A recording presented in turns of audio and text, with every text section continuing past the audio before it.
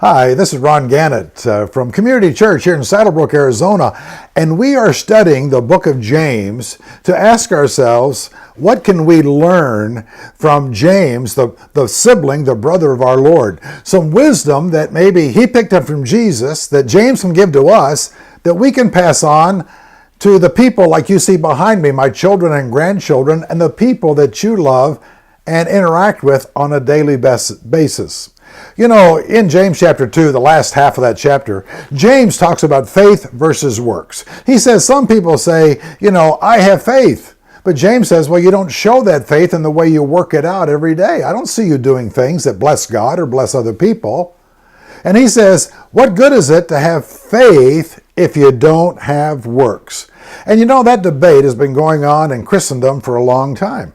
People argue, are you really a Christian? Can you claim to be one of God's children? If you claim to have faith, but you don't demonstrate it in the way that you live.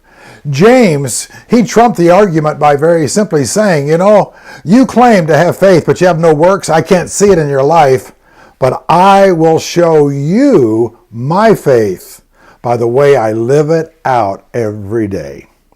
That theological argument becomes a real argument for you and me every day.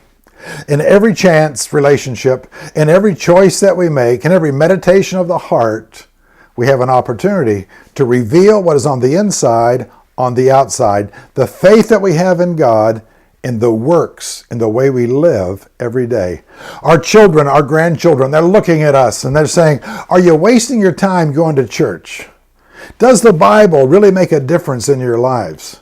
Is knowing God real? Is it that dynamic?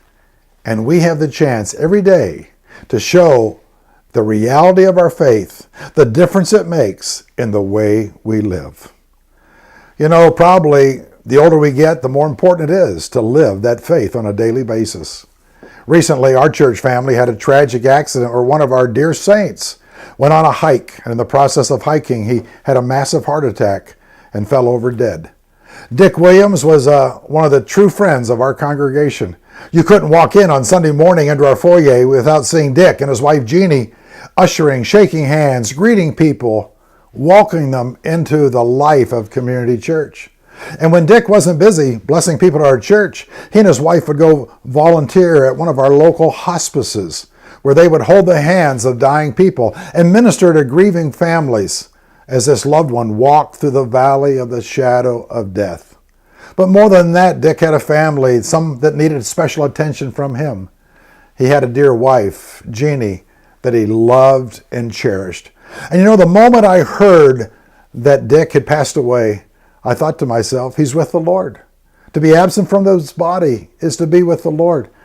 How would I have such a hope like that for my friend Dick?